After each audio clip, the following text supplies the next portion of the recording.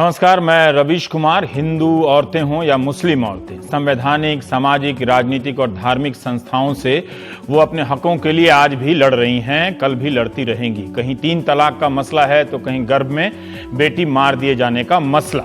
इसलिए यह समझने की भूल ना करें कि मुस्लिम औरतों की लड़ाई 3 तलाक के खात्मे से खत्म हो जाएगी और ना ही ये शुरू होने वाली है। बुनियादी रूप से औरतों की लड़ाई अपने धर्म से कम मर्दों से ज्यादा है। कॉरपोरेट कंपनियों का कौन सा धर्म है जहां महिला सीईओ को मर्द सीईओ से कम वेतन दिया जाता है और हम ये खबर अखबार में पढ़कर सो जाते हैं। संविधान से सारे अधिकार मिलने के बाद भी कौन से धर्म की औरतें हैं जिनके जीन्स और स्कर्ट पहनने पर ऐतराज जताते हुए नेता आज भी मिल जाते हैं।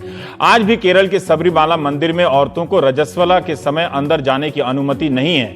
इसके खिलाफ यंग लॉयर एसोसिएशन ने सुप्रीम कोर्ट में याचिका डाली है कि ऐसे प्रतिबंध हटा दिए जाएं। इस मामले में सुप्रीम कोर्ट ने 20 फरवरी को अपना फैसला रिजर्व किया था। आज तक भारत में मंदिरों में दलितों के प्रवेश को लेकर आंदोलन हो रहे हैं।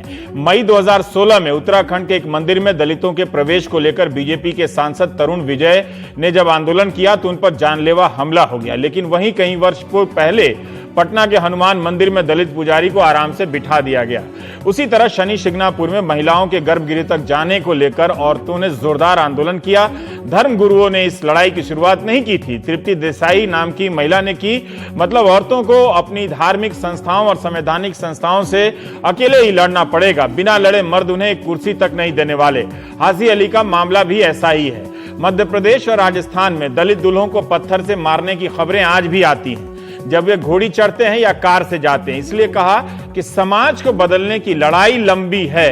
11 मई से सुप्रीम कोर्ट की 5 जजों की बेंच ने शायरा बानो की याचिका पर दैनिक सुनवाई शुरू करने का फैसला किया ताकि जल्दी से फैसले पर पहुंचा जाए। पिछले साल शायरा ने 3 तलाक, हलाला और बहुविवाह को चैलेंज किया। इसी सोमवार यानी 9 मई को इलाहाबाद हाईकोर्ट ने कहा कि पर्सनल लॉ के नाम पर मुस्लिम औरतों के संवैधानिक अधिकार का उल्लंघन नहीं हो सकता। दिसंबर 2016 में इलाहाबाद हाईकोर्ट ने ही 3 तलाक को असंवैधानिक माना। आज तक 3 तलाक काफी चर्चा में है आजकल। तो आप समझेंगे कि अदालतें सक्रिय हो गई होंगी। 2 मई 2002 को बॉम्बे हाई कोर्ट की 3 सदस्यीय औरंगाबाद बेंच ने दगदू पठान बनाम रहीम बी दगदू पठान मामले में फैसला दिया कि मुस्लिम दंपतियों को अदालत में बाकायदा साबित करना होगा कि उनके बीच तलाक हो चुका है तथा इससे संबंधित शरीयत कानून की सभी शर्तें पूरी की गई हैं। अन्यथा किसी भी प्रकार की मौखिक या लिखित बयान द्वारा तलाक को अदालत नहीं मानेगी। शिबा असलम फहमी जो हमारी आज की मेहमान है, उन्होंने इस मसले पर 2002 के साल में ही हेडलाइन प्लस में लिखा था कि यह फैसला 1981 के असम हाईकोर्ट के फैसले पर आधारित है। 2002 में शमी आरा बनाम उत्तर प्रदेश सरकार केस में सुप्रीम कोर्ट भी 3 तलाक को गलत ठहरा चुका है। तो आपने देखा 1981, 2002, 2017 किसी भी साल किसी भी कानून ने तमाम अदालतों को 3 तलाक को असंवैधानिक कहने से नहीं रोका। 2007 से भारतीय मुस्लिम महिला आंदोलन भी मुस्लिम महिलाओं के अधिकारों को लेकर संघर्ष कर रहा है।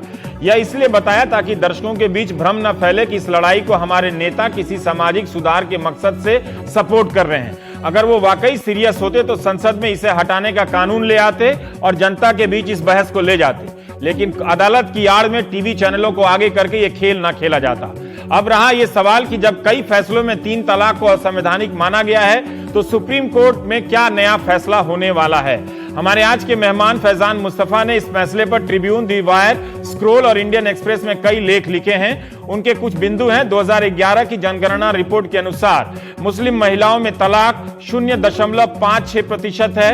2011 की जनगणना रिपोर्ट के अनुसार हिंदू महिलाओं में तलाक और परित्यक्ता जिसे कहते हैं उनका प्रतिशत 0.76 है। यह आंकड़ा इस भ्रम को तोड़ता है कि सारी मुस्लिम औरतें 3 तलाक से त्रस्त हैं और मुस्लिम समाज में सुबह शाम तलाक देने के अलावा कोई काम नहीं है। लेकिन इसका मतलब यह नहीं कि 3 तलाक की गुंजाइश छोड़ दी जाए। एक ही मुस्लिम औरत का हक इससे मारा जाता है तो इसे समाप्त करने की मांग पूरी तरह जायज है और संवैधानिक है। भारतीय मुस्लिम महिला आंदोलन ने मुस्लिम पर्सनल लॉ बोर्ड की तरह अपना कोर्ट बनाया है। शरई कोर्ट कहते हैं, जहां कई मामले आपसी बीच बचाव से निपटा दिए जाते हैं। इस कोर्ट के सामने आए कई मामले 525 तलाक के मामलों में सिर्फ 0.2% तलाक फोन से दिए गए, 0.6% तलाक ईमेल से और 1 तलाक SMS से हुआ। फिर भी कोई ईमेल से तलाक दे सकता है, इसके पक्ष में आप आज भारत में किसी को नहीं समझा सकते। इस तरह की हर संभावना को खत्म हो जाना चाहिए। भारतीय मुस्लिम महिला आंदोलन के आंकड़े बताते हैं कि ज्यादातर तलाक वकील, जज, मौलवी और परिवार के सदस्यों के बीच होते हैं, बल्कि 40% मामलों में जो उनके सामने आए, महिलाओं ने भी तलाक की मांग की। हालांकि अभी तक कोई मुकम्मल सर्वे या आंकड़ा नहीं है। फैजान साहब ने 10 राज्यों से फतवा जारी करने वाली संस्था दारुल इफ्ता से कुछ आंकड़े जमा किए। उसके अनुसार आपको बता दें कि फतवा फैसला नहीं होता है, पहले यह जान लीजिए, बल्कि आप किसी चीज को लेकर कंफ्यूज हैं तो उस पर राय मांगते हैं। ये राय लागू है या नहीं करेंगे, ये आपकी मर्जी पर है। न्यूज चैनलों में फतवे को फरमान की तरह पेश किया जाता है, कई बार बताने के बावजूद आज तक गलत तरीके से पेश किया जाता है। फैजान साहब ने अपने अध्ययन के आधार पर बताया है कि 3,40,206 फतवों में से सिर्फ 6.50% फतवे 3 तलाक को लेकर थे, यानी बहुत कम मामलों में 3 तलाक को लेकर राय मांगी गई। 33 दारुल क़ज़ा के आंकड़े बताते हैं कि उनके यहां 3 तलाक नहीं दिया गया। तलाक तभी दिया गया जब बीच बचाव से लेकर सारी प्रक्रियाएं पूरी हुई। दारुल क़ज़ा एक तरह का कोर्ट है जिस पर बैन लगाने से सुप्रीम कोर्ट ने भी अतीत में मना किया है। 2002 के बॉम्बे हाई कोर्ट के औरंगाबाद बेंच ने यही तो कहा था कि 3 तलाक या तलाक को कोर्ट में साबित करना पड़ेगा और उसके लिए पूरी प्रक्रियाओं का पालन करना होगा। तब मुस्लिम पर्सनल लॉ बोर्ड ने इसका विरोध किया था। अब जाकर बोर्ड ने कहा है कि 3 तलाक सही नहीं है, उसके लिए पहले 8 चरणों का होना अनिवार्य है। प्रक्रियाएं बताई हैं और उन्होंने ये पैम्फलेट छाप के दिया है।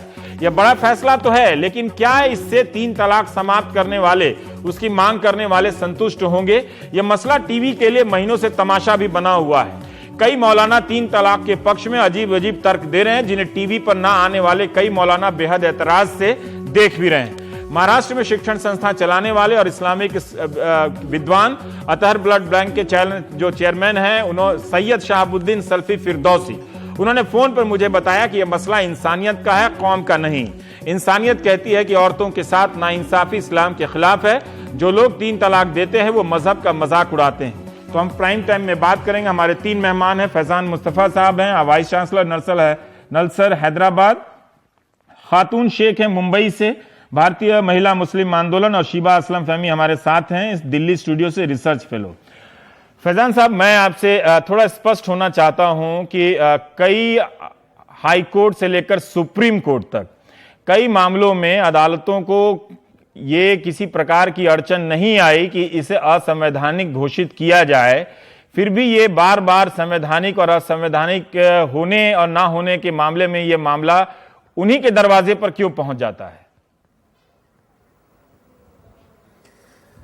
रवीश, ऐसा है कि एक बात ये समझ लें कि जितने भी हाई कोर्ट्स हैं जिनमें ये मसला गया, उन्होंने हर बार ये कहा कि जो कुरान में और हदीस में प्रोसीजर है, यानी जो आपका सही पर्सनल लॉ है, उसको आप फॉलो करें। अब इसमें अजीब बात यह है कि कभी भी ये जो इलाहाबाद हाई कोर्ट का आपने कल के फैसले का जिक्र किया कि पर्सनल लॉ और संविधान से क्या संबंध है, तो आप देखें जितने भी फैसले हैं, इंक्लूडिंग सुप्रीम कोर्ट का शमीमारा का फैसला, उसमें अदालत ये चाहती है कि हिंदुस्तान के मुसलमान जो उनका असली शरीयत का लॉ है, जो उनका रियल लॉ है, उसको फॉलो करें।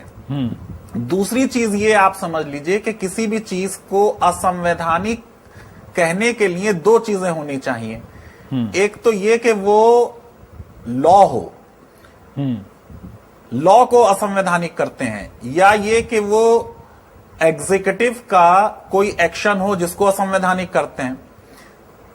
तो संवैधानिक की बहस जो है वो राज्य के बारे में होती है कि राज्य का ये एक्शन असंवैधानिक है। तो एक प्रश्न ये उठता है कि क्या पर्सनल लॉ है?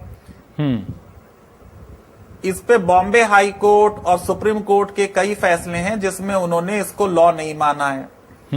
दूसरी चीज ये कि किसी चीज को असंवैधानिक कहने के लिए यह देखा जाता है किसी लॉ को कि जिसने वो लॉ पास किया है, क्या उसको वो शक्तियां प्राप्त थी।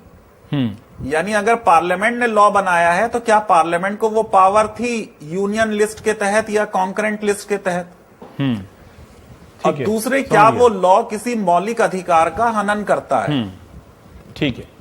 अब यहाँ एक तो ये सारे जितने भी केसेस हैं, हाँ। इन सारे केसेस में उच्च न्यायालयों ने जो फैसले दिए हैं वो मुस्लिम पर्सनल लॉ को ध्यान में रख के दिए हैं और ये कहा है कि आपने मुस्लिम पर्सनल लॉ सही से फॉलो नहीं किया। ठीक है शिबा, ये सही फैसला क्या है जो शरीयत का है, सही शरीयत लॉ का मतलब ये लड़ाई क्या है, ये मांग क्या है कि शरीयत जो सही शरीयत है उसके हिसाब से तलाक की इजाजत मिले, या जो बाकी लोगों के लिए है, बाकी दूसरे मजहब के लिए जो तलाक की प्रक्रिया है हिंदू मैरिज एक्ट के हिसाब से होगा, उसके तहत एक ही पैमाना हो, ये वो हिंदू औरत हो या मुस्लिम औरत हो, दोनों की तलाक देने की प्रक्रिया एक हो। देखिए, जो सही शरीयत का सवाल है, अगर आप किसी इस्लामिक धर्म की किताबों की दुकान पर जाएंगे और आप उससे कहेंगे कि भाई मुझे शरीयत की किताब दे दो, तो अगर तो वो बड़ा स्मार्ट आदमी होगा तो 100 किताबें आपको दे देगा और कहेगा ये शरीयत की किताबें हैं। और अगर वो बेचारा सीधा साधा आदमी होगा तो कहेगा शरीयत की तो कोई किताब नहीं है, ऐसी तो कोई किताब है नहीं। तो शरीयत की कोई एक शरीयत है नहीं इस दुनिया में। ठीक है, खुद हिंदुस्तान के अंदर इतनी शरीयत है, शिया की अलग, सुन्नी की अलग, बोरा की अलग, अहले हदीस की अलग, वगैरह वगैरह। तो इसको हम आम भाषा में कहते हैं ना जलेबी छानना, कि ये मामला कहीं नहीं पहुंचेगा। सवाल ये है कि एक रियलिटी है कि एक अत्याचार हो रहा है, एक टेरर टूल की तरह तलाक सिर पे लटकता रहता है, तलाक हो या ना हो। लेकिन मेरी मानसिकता में अगर ये बसा हुआ है कि अगर पति के जुआ खेलने पर मैंने एतराज किया, अगर पति के किसी और काम पर मैंने एतराज किया, तो वो मुझे 1 मिनट में घर से बाहर ले जाके खड़ा कर देगा। इस मानसिकता के साथ अगर कोई महिला जीती है परिवार के अंदर, तो वो अपने ना अधिकार मांग सकती है, ना वो सही और गलत का फैसला कर सकती है। तो आप ये कहें कि क्योंकि वो कानून में है ही नहीं तो उसको हम बैन कैसे करें, लेकिन वो परंपरा में या वो प्रैक्टिस में है, आप इससे नजर नहीं मोड़ सकते। तो उसको कानून से बैन कर सकते हैं। बिल्कुल, अगर जैसे बाल विवाह परंपरा में थी तो उसको कानून से बैन किया गया। अगर कोई भी प्रैक्टिस है, चाहे वो कानूनी प्रैक्टिस हो चाहे वो गैर कानूनी प्रैक्टिस हो, अगर वो प्रैक्टिस है तो उसको रोकने के लिए क्या कदम उठाए जाएं। बहुत पढ़े लिखे मुसलमान मर्द इस वक्त ये ढूंढने की इस रास्ते को ढूंढ रहे हैं कि कैसे वो ये कहें कि भाई मीडिया ना बोले, सुप्रीम कोर्ट ना बोले, सरकार ना बोले, पार्लियामेंट ना बोले और महिला भी ना बोले, बस हम बोलेंगे, हम सुनेंगे, हम जो कह रहे हैं वो मान लिया जाए। ये जो अपनी सत्ता की स्थापना है और इस 21वीं सदी में ये मांग करना, ये बर्दाश्त के काबिल ही नहीं है। और ये एक हारी हुई लड़ाई है, ये जीतेंगे नहीं, ये हारना है। ठीक है, हमारे साथ खातून जी हैं। खातून जी, मुझे एक बात बताइए कि अभी मुस्लिम पर्सनल लॉ बोर्ड ने ये जो 8 तरीके बताए हैं तलाक से पहले कि क्या क्या किए जाते हैं, ये तरीके ये आज के संदर्भ में है या पहले से चले आ रहे थे जिनको अब ये नजर आया है? और दूसरा कि फैजान साहब ने आप लोगों की संस्था का जो सर्वे है उस पर सवाल उठाया है कि इतना प्रतिशत है नहीं इन तलाक का जितना बड़ा इस पूरे मसले को जितना रूप दिया गया। हाँ, मैं ये जरूर कहूंगी जो फैजान साहब का पहला जवाब दे रही हूँ, क्योंकि उन्होंने वो नजर से नहीं देखा जो नजर से भारतीय मुस्लिम महिला आंदोलन देख रही है। आज हमने भी औरतों की शरिया अदालत बनाई है और औरतों की शरिया अदालत में जो केसेस आते हैं, आज हमने महाराष्ट्र राज्य महिला आयोग के साथ मीटिंग रखी और उसमें कई औरतें हमारी वहां आई थी जो रो रही थी। यहाँ तक है कि जो गवर्नमेंट डिपार्टमेंट के लोग थे वो रो रहे थे। इनको क्या पता है, इनको कुछ नहीं मालूम है कि ये आंकड़े सही है या गलत है। आके देखिए, हम तो ये कहते हैं उनको 1000 बार दावत देते कि आइए देखिए हमारे यहाँ पर। राइट, ठीक है। अभी भी कितनी औरतें जो जमाते इस्लामी हिंद, जमाते सुन्नी जो हरे साफे बांधते, उसने किस तरह की तलाक दिया है कि चिट्ठी फेंक के उसके घर पर और चले गया कि मैंने तुझे तलाक दे दिया, देख ले। तो क्या इस तरह की तलाक होती है?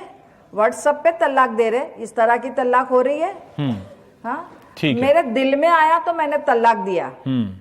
ये जो शिबा कह रही थी आप उसी को बढ़ा रही है। फैजान साहब, मैं यही जानना चाहता हूं कि अभी संख्या और प्रतिशत को छोड़ देते हैं, अगर ये प्रवृत्ति है कि आपको 1 सेकंड के भीतर तलाक कोई दे दिया जाए, भले कोई हमारे पड़ोस में जानने वाला ना देता हो, हमारा कोई दोस्त यार कोई घर में ना होता हो, लेकिन कि कोई किसी कमजोर महिला को सताने का इससे अच्छा तरीका कुछ और नहीं हो सकता, उसके पास धर्म के हिसाब से और कानून के हिसाब से इस तरह का अधिकार होना ही क्यों चाहिए? नहीं है ये अधिकार। यही हम बात कह रहे हैं कि जो बीएमएमए का सर्वे है, आपने प्रस्तावना में शुरू में खुद बोला कि उसमें व्हाट्सएप पे एक तलाक हुई है जो कि 0.19% आ रहा है। तो बीएमएमए के सर्वे से भी ये साबित नहीं होता कि ईमेल से और टेलीफोन से और व्हाट्सएप पे तलाक हो रही है, लेकिन मीडिया ने उसको आउट ऑफ प्रोपोर्शन प्रेजेंट किया। अब जो कानून की बात है और धर्म की दोनों तरह से बात आपने देख ली कि पर्सनल लॉ बोर्ड ने बताया कि तलाक का सही तरीका क्या है, वो 8 स्टेप आपने पढ़ लिए हैं। दूसरे देश का कानून वो है जो सुप्रीम कोर्ट ने शमीम आरा में ले डाउन कर दिया कि तलाक जो है उसके लिए कोई रीजनेबल कॉज होना चाहिए। जब उसकी कोई माकूल वजह हो तब आप आर्बिट्रेशन करेंगे, सुलह समझौते की कोशिश करेंगे। जब सुलह समझौता खत्म हो जाएगा तब आप तलाक एक बार देंगे और 3 महीने वेट करेंगे। 3 महीने के बाद ही तलाक मुकम्मल होगी। ठीक है, इसका मतलब ये कि ना कानून के हिसाब से ना शरिया के हिसाब से व्हाट्सएप मेरा इसमें एक सवाल है फैजान साहब कि ये सुप्रीम कोर्ट ने व्यवस्था दी है, ठीक, इन व्यवस्थाओं को, इन तमाम विवादों के तक तो मुस्लिम पर्सनल लॉ बोर्ड सोया रहा, ठीक है। अब उसके पास अगर उस पे छोड़ दिया जाए तो उसके पास ऐसे क्या संसाधन है कि दुनिया तक वो पहुंच जाए? तो क्यों ना इसकी संभावना को, जब आप भी गलत मानते हैं, जब शिबा भी गलत मानती हैं, जब खातून भी गलत मानती हैं, तो अगर एक आदमी भी दे रहा है, चिट्ठी से ही दे रहा है। मैंने टीवी पे किसी मौलाना को कहते सुना कि लेजिटिमेट कम्युनिकेशन मीडियम होना चाहिए, फोन से बात कर रहे हैं तो तलाक दे सकते हैं। क्यों दे सकते हैं सिर्फ फोन से? कि हम घर आने से पहले आप किसी को घर से बाहर कर दें, तो इसको क्यों ना एक ही बार में, मतलब इसमें अगर मगर की संभावना ना रहे, इसको समाप्त ही कर दिया जाए एक ही तरह के आदेश से। नहीं तो आप कर देंगे, मैं ये नहीं कह रहा हूं कि ऐसा आदेश ना हो। एक तो बेहतर ये है कि ये आदेश संसद पास करे, है ना। लॉ रिफॉर्म जो है वो संसद करती है तो बेहतर होता है। जुडिशरी का काम लॉ क्रिएट करना नहीं है, लॉ को इंटरप्रेट करना है। दूसरी चीज ये है कि रवीश, उसके बाद भी होगी तलाक। अगर कानून बन जाएगा तब भी लोग ईमेल से देंगे, तब भी लोग जो है फोन पे देंगे। देखिए, मर्डर के विरुद्ध तो कानून जब से दुनिया बनी है। मर्डर होता है ना तब भी, मर्डर के लिए तो मौत की सजा दी जाती है, तब भी मर्डर होता है। रेप होता है, रेप के लिए इतनी सजा हमने निर्भया का इस पूरा उदाहरण एक्ट में बना एक दिया। समस्या है फैजान साहब, तो अभी देखिए जो 2-4 केसेस सामने आए हैं, इसके बाद जब मीडिया का ध्यान गया, हम मान लेते हैं प्रतिशत कम है, संख्या कम है, समझ से बाहर की चीज है कि पति अभी कहीं सऊदी में है, वहां से फोन कर दिया और तलाक दे दिया। वो इसके दिमाग में धर्म के हिसाब से ही, भले धर्म में ना हो, इस तरह की गलतफहमी की छूट या गुंजाइश क्यों रहे? मतलब ये गलतफहमी की छूट खत्म करने के लिए ही मैं कहता हूं कि ये अदालत से नहीं होगा। इसके लिए जो मुस्लिम उलेमा हैं उनसे डायलॉग करना होगा। उन्हें जाके मस्जिदों में और हर दिन जुमे की प्रेयर में लोगों को बताना होगा कि सही तलाक देने की क्या प्रोसीजर है। हाँ, नहीं कर रहे थे, इसीलिए हम सोचते हैं कि अब करेंगे तो ये इंप्रूवमेंट होगा। ठीक, हाँ। दहेज पर तो कोई इस्लाम का मसला नहीं है, उस पर नहीं जागरूकता फैला पाए आज तक, या तो उनकी नीयत नहीं है। देखिए, सारी बात यह है कि हर मौलाना ये कहता है ये बहुत बुरी बात है, ये नहीं होनी चाहिए और ये बहुत कम होती है। ये इनका एक स्टैंडर्ड आर्गुमेंट है जो मर्दवादी तबका है उसका। उसमें मौलाना भी है, उसमें पढ़े लिखे लोग भी, उसमें लॉयर्स भी हैं। सवाल ये है कि ये जो इरेशनैलिटी का एक इनपुट है इसमें, कि ये बहुत बुरा है लेकिन ये जारी रहेगा, इसको हम बंद नहीं करेंगे। तो आज फैजान साहब ये कह रहे हैं, अभी भी कह रहे थे कि इसको बंद करने के बाद भी तलाक होता रहेगा। तो भाई मर्डर का कानून खत्म कर दिया जाना चाहिए, रेप का कानून खत्म कर दिया जाना चाहिए, क्योंकि रेप तो रुक नहीं रहे, मर्डर तो रुक नहीं। ये देखिए, जब और वो ये भी साथ में कह रही है, बड़ी खतरनाक बात फैजान साहब कह रहे हैं कि खुद उलेमा ही करें बैठ करके, यानी कि औरतों को बाहर रखिए, बातचीत से, सिस्टम से। उलेमा मर्द होते हैं, मर्द करेंगे बैठ के, और हम मर्दों का मामला है ये। एक फैजान साहब, इस पे जवाब दीजिए। आपके बारे में ये जो बात आपने कही कि उलेमा से, औरतों का मसला है, औरतें तय करेंगी। इस्लाम कोई गुप्त ज्ञान नहीं है, नहीं है। उलेमा लोग अपना पक्ष रखने आ सकते हैं अगर वो चाहें तो। गुप्त ज्ञान नहीं है, और ये ऐसी एक जिंदा जबान में एक किताब आई है कुरान, जिसमें गाने भी गाए जाते हैं, जिसमें चुटकुले और लतीफे भी होते हैं। उस जबान में वो किताब है, उसको जो भी पढ़ेगा सीख जाएगा। भारतीय मौलाना अम्मा के पेट से नहीं सीख के आते, वो भी पैदा होने के बाद ट्रेनिंग से सीखते हैं, हम भी सीख जाएंगे। इसमें क्या बड़ी बात है? इस्लाम को गुप्त ज्ञान ना बनाए। कि आपने इस पे, हाँ, आप जवाब दीजिए फैजान। जी, सुन लीजिए। उलेमा का मतलब ये नहीं, उलेमा का मतलब ये नहीं है कि मर्द आलिम, औरतें भी आलिम होती हैं।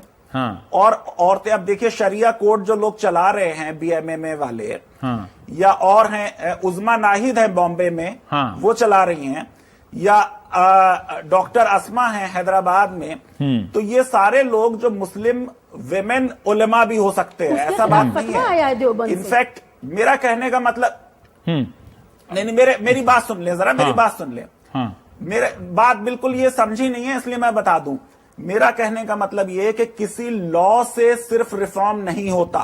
ठीक इसका है, मतलब लेकिन ये लॉ नहीं है से कि शुरुआत मर्डर का होती कानून है। खत्म कर सती दें लॉ या से रेप खत्म का किया कानून गया। खत्म। पर फैजान साहब नहीं, लॉ नहीं, से नहीं, नहीं। रवीश, मैं ये कहना लॉ से लॉ से शुरुआत शुरुआत होती भी नहीं होती, लॉ एंड में आना चाहिए, लॉ एंड में आना चाहिए। ये पहले यूरोप नहीं है समाज जहां में पहले एक अर्ज होनी सामाजिक चाहिए। चेतना आई, उसके बाद कानून बना। यहाँ सारे दलितों के लिए, महिलाओं के लिए, पर जब अल्पसंख्यकों आप के लिए मान कानून रहे बने हैं। हैं, जब ये मानने में क्या जरूरत, क्या मुश्किल है कि मुस्लिम औरतें या हिंदू औरतें वो अपने समाज में हाशिए पर हैं, उनके पास उतने अधिकार नहीं हैं, ठीक है।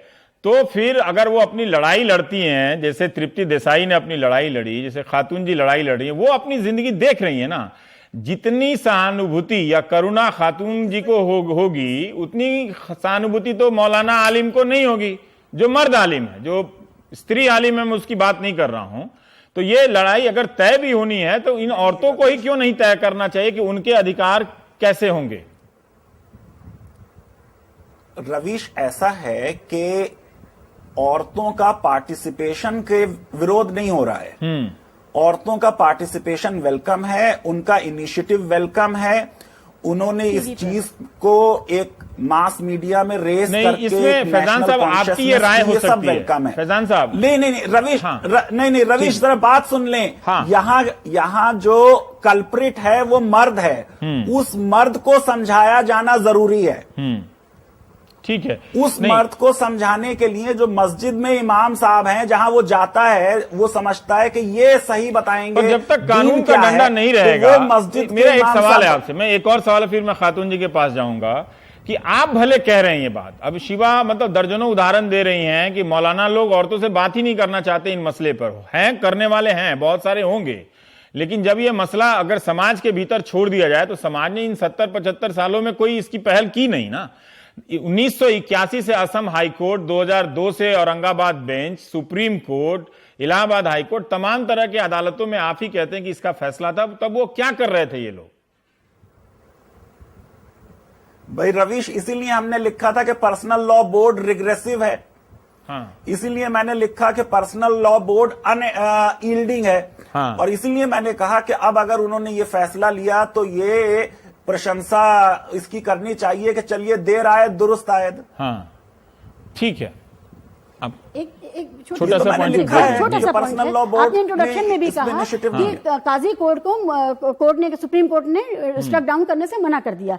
सुप्रीम कोर्ट ने ये कहा कि हम इसको कोर्ट ही नहीं मानते हैं, ये तो बीच बचाव करने की कोई सामाजिक संस्था है, उसको आर्बिट्रेरी आर्बिट्रेशन की देखिए, जो रजिस्टर्ड चीज नहीं है, क्या वो है नहीं? आरएसएस रजिस्टर्ड नहीं है, आईएसआईएस रजिस्टर्ड नहीं है, बहुत सारे महिला आंदोलन रजिस्टर्ड नहीं, खुद भारतीय मुस्लिम महिला आंदोलन रजिस्टर्ड नहीं है, तो क्या वो है नहीं? ये जो डिनायल मोड में जाने का जो चोर दरवाजा देखा जाता है, क्योंकि आप चाहती हैं कि कानून से खत्म हो जाए, चाहे संसद कानून बना दे या सुप्रीम कोर्ट खत्म कर दे, यही ना? पर्सनल लॉ कानून का हिस्सा है, वो उसको कानून बनाने वाली संस्था ही तीन तलाक की बात कह रहा हूं कि या तो सुप्रीम कोर्ट खत्म करे या संसद कानून बना के खत्म। हम तो प्रोसीजर इन्वॉल्व करना चाहते हैं, कुरान का प्रोसीजर उसमें ले आइए, बात खत्म। हम उसको बैन करना चाहते हैं, ट्रिपल तलाक, इंस्टेंट ट्रिपल तलाक बिल्कुल बैन होनी चाहिए, अनइस्लामिक, अनकॉन्स्टिट्यूशनल। लेकिन जो कुरान का प्रोसीजर है उसके हिसाब से होना चाहिए। बहुत सही प्रोसीजर है। ठीक है, हम एक ब्रेक लेंगे तो फिर इस पर बात करेंगे। ठीक।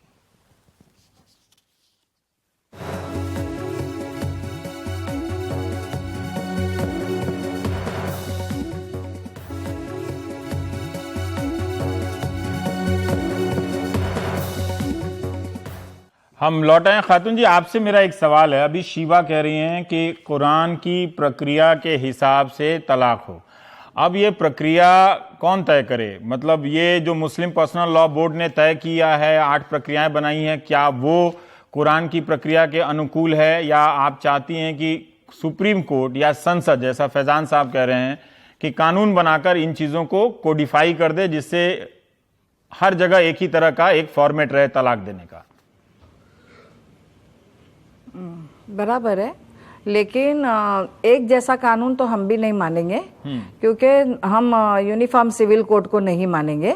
और जो हमारा इस्लाम का जो कानून है वो बहुत सही है, उसको ही फॉलो करेंगे। लेकिन जो मुस्लिम पर्सनल लॉ बोर्ड ने जिस तरह के जो सवाल दिए हैं, किस तरह के तलाक हो गए, हम उसको तो देखे नहीं है, तो हम कैसे उसके लिए हाँ करेंगे। तो इसके लिए मैं एक फैजान जी से मेरा एक सवाल है कि उन्होंने ये कहा कि मर्डर हो रहे आज भी कानून बनने के बाद, तो क्या तलाक का कानून बनने के बाद क्या तलाक नहीं होंगी? तो आप बढ़ावा दे रहे, उन आदमियों को बढ़ावा दे रहे कि हाँ ये ऐसा होगा। एक तो सवाल आप प्लीज मेरा, वैसा तो बोलो मत। ठीक है, इसमें नहीं जाते हैं, ये उदाहरण देने के लिए, ये इतनी महत्वपूर्ण बात नहीं है। मेरा एक सवाल इसी पर है कि आपने कहा कि एक कानून नहीं मानेंगे, हाँ एक जैसा कानून नहीं मानेंगे, तो क्या आप ये कह रहे हैं कि तलाक देने के भी कई प्रकार के कानून होने चाहिए? आप ये कह रही हैं?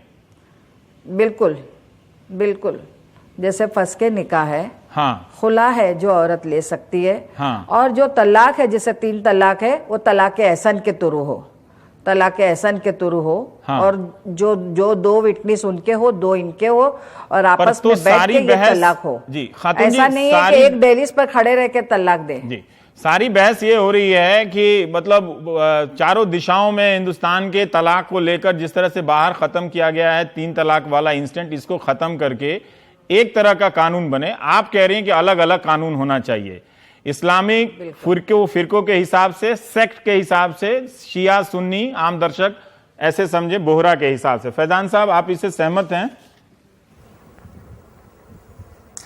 अरे ये जो बात है इसमें कुछ तो सच्चाई है। जो भारत का संविधान है वो अनुच्छेद 26 में आपको एक तो धार्मिक स्वतंत्रता देता है, और फिर ये स्वतंत्रता देता है कि उस धर्म में आप किसी भी सेक्ट में को मान लें। तो आप शिया हो जाएं तो आपके ऊपर शिया लॉ लगेगा, अगर आप बोहरा हैं तो आपके ऊपर बोहरा लॉ लगेगा, और अगर आप हनफी हैं तो आपके ऊपर हनफी लॉ लगेगा। अब ये जो देश के हनफी लोग हैं वो ये कह रहे हैं कि क्योंकि हमारे लॉ के हिसाब से 3 तलाक पे तलाक हो जाती है, और शिया लॉ के हिसाब से और अहले हदीस लॉ के हिसाब से तलाक नहीं होती, तो हमारे ऊपर उनका लॉ ना लगाया जाए। अब इसमें अच्छा। जरा सा इसको समझ लें बात को, कि अक्सर ये होता है कि आप न सिर्फ अपना धर्म परिवर्तन करते हैं, किसी भी धर्म में आपको रहना जरूरी नहीं है, आप परिवर्तन कर सकते हैं, ऐसे ही आप अपना सेक्ट भी परिवर्तित कर सकते हैं। मैं आपको एक एग्जाम्पल दूं कि अगर एक सुन्नी मुसलमान की 2 बेटियां हैं तो उसको सुन्नी लॉ के हिसाब से 2/3 शेयर बेटियों को मिलेगा और 1/3 उसके भतीजे को मिलेगा।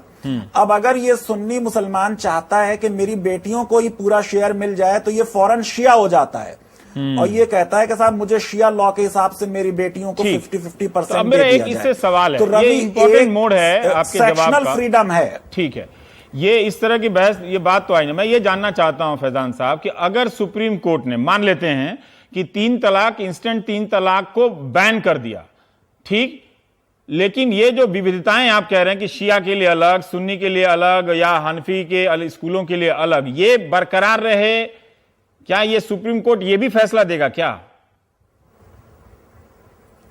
मेरे ख्याल से सुप्रीम कोर्ट बैन नहीं करेगा रवीश, क्योंकि बैन करने का मतलब होता है प्रोहिबिट करना, ठीक है, और मतलब किसी रोक लगा चीज दे, को एक दंडनीय अपराध बनाना, तो वो संसद कर सकती है। सुप्रीम कोर्ट, मेरा अंदाजा ये है कि या तो वो ये कहेगा कि पर्सनल लॉ है और ट्रिपल डिवोर्स फिर लॉ बन जाएगी, और वो कहेंगे कि ये असंवैधानिक है क्योंकि ये आर्बिट्रेरी है, आर्टिकल 14 का वायलेशन है। या फिर सुप्रीम कोर्ट यहां पे रुक जाएगा कि जो चीज शमीमारा में उन्होंने एक दरपर्दा तरीके से कही थी, इम्प्लाइडली, उसको खोल के एक्सप्लिसिट करके कहेंगे कि तलाक देने का एक ही तरीका पूरे देश में होगा, और वो तरीका वो होगा जो सुप्रीम कोर्ट ने अपने जो हाई कोर्ट के फैसले शमीमारा में कोर्ट किए हैं, ठीक, उन पे बेस्ड होगा, या वो जो पर्सनल लॉ बोर्ड ने 8 स्टेप दिए हैं उन पे बेस्ड होगा। ठीक है, और इसे हर सेक्ट को मानना पड़ेगा, तब इसको फिर हर सेक्ट को मानना पड़ेगा। शिबा, नहीं, मुझे नहीं लगता है, क्योंकि हर सेक्ट में शिया तो बिल्कुल नहीं मानेंगे उनके, और उनकी औरतें गई भी नहीं है कोर्ट में।